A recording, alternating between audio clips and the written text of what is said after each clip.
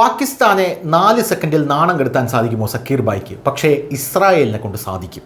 4 സെക്കൻഡിൽ നാണം കെട്ട് മാനവും പോയി പാകിസ്ഥാൻ UN-ൽ നിന്ന് ഇറങ്ങിപ്പോകുന്ന ഒരു കാഴ്ചയാണ് ഇപ്പോൾ സമൂഹ മാധ്യമങ്ങളെല്ലാം വൈറലായിക്കൊണ്ടിരിക്കുന്നത്. എന്താണ് സംഭവം നമുക്ക് നോക്കാം. കഴിഞ്ഞ ദിവസം ഇസ്രായേൽ ഖത്തറിൽ വലിയ ആക്രമണം നടത്തി. ഹമാസ് നേതാക്കളെ ലക്ഷ്യമിട്ടാണ് ഈ ആക്രമണം നടത്തിയത്. ഇത് പാകിസ്ഥാനെ തീരെ ദഹിച്ചിട്ടില്ല.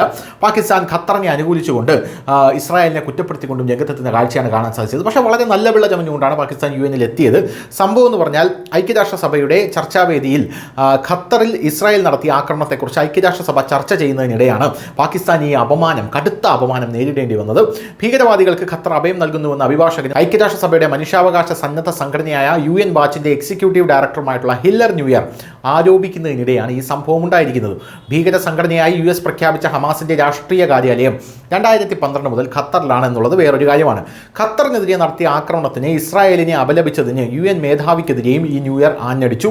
2011 പാകിസ്ഥാനിൽ വെച്ച് ഭീകര സംഘടനയായിട്ടുള്ള അൽ ഖ്വയ്ദയുടെ തലവൻ ഒസാമ ബിൻ ലാദനെ അമേരിക്ക വധിച്ചപ്പോൾ അന്നത്തെ UN മേധാവി നീതി നടപ്പായി എന്ന് പറഞ്ഞിരുന്നുവെന്ന് ന്യൂയർ ഓർമ്മിപ്പിച്ചു.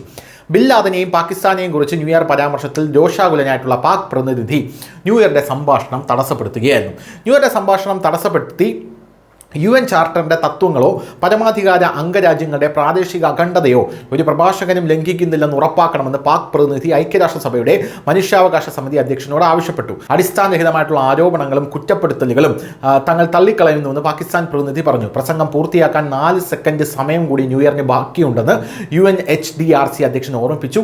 ഭീകരവാദത്തിൻ്റെ മറ്റൊരു ഭരണകൂട സ്പോൺസറാണ് പാകിസ്ഥാൻ എന്ന് പ്രസംഗം അവസാനിപ്പിച്ചുകൊണ്ട് ന്യൂയർ അവസാനിപ്പിക്കുകയായിരുന്നു. ഇതോടുകൂടി പാക് പ്രതിനിധി വല്ലാതെ നാണം കെട്ടുപോയത്. അതായത് ഇനി പ്രസംഗം തീരാൻ 4 സെക്കൻഡ് മാത്രമേ ഉള്ളൂ. അപ്പോഴാണ് എന്തെങ്കിലും പറയാനുണ്ടോ എന്ന് ചോദിച്ചപ്പോൾ പാകിസ്ഥാൻ വേറൊരു ടെററിസ്റ്റ് സ്പോൺസർഷിപ്പ് ചെയ്യുന്ന രാഷ്ട്രമാണ്.